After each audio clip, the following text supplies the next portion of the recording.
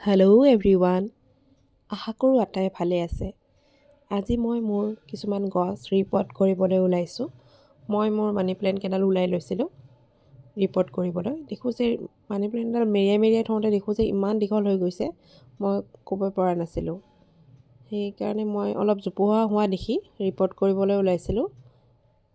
দেখোঁ যে বহুত দীঘল হৈ গৈছে। একচুৱেলি মই এডাল কাটি কাটি ৰখা নাই, জোপোহা কৰিবলৈ বিচৰা নাছিলোঁ। কাটিলে আকৌ ডাল বেছি ওলাই জোপোহা হৈ যাব বুলি মই দীঘলেই ৰাখিব বিচাৰিছোঁ।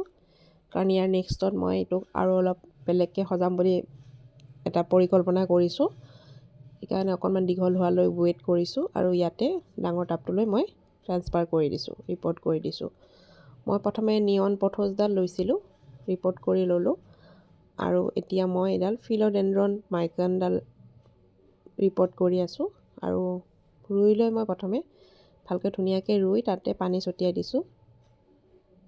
ডাইৰেক্ট জোৰে পানী দিলে গছডালে কষ্ট পায়, সেইকাৰণে মই পানী ছটিয়াই দিছোঁ। বেছিকৈ ৰ'দ পৰাৰ কাৰণে কিছুমান পাত অকণমান হালধীয়াটো বেছি হৈ গৈছিল, নিয়ন পথছৰ কালাৰটো অলপ চেঞ্জ হৈছিল। সেইকাৰণে মই এতিয়া ছায়ালৈ লৈ আহিম। আৰু এতিয়া মই টাবটোৰ এটা ছাইডত মই এনজয় পথছ ৰিপৰ্ট কৰিছোঁ আৰু এটা ছাইডে ভেৰিগেটেড ৱাণ্ডাৰিং জয়টো ৰিপৰ্ট কৰিছোঁ। যিহেতু মোৰ এনজয় পথছ অকণমান কম আছিলে, গ্ৰ'থটো কম হৈছিলে, সেইকাৰণে মই ইফালে দুটা ৰুই দিছিলোঁ, যাতে নেক্সট টাইম যেতিয়া বাঢ়ি আহিব তেতিয়া মই চেঞ্জ কৰি দিম, এডালক উঠাই দিম।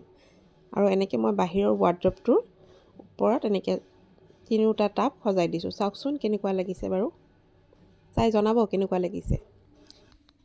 মানি প্লেণ্ট ৰুলে অকণমান ব্ৰাইট লাইট পৰা ঠাইত ৰুলে ভাল হয়, তাৰ গ্ৰ'থ ভাল হয়। বেছি ৰ'দ পৰিলেও কালাৰটো চেঞ্জ হয় বা পাতবোৰ হালধীয়া হৈ উঠে।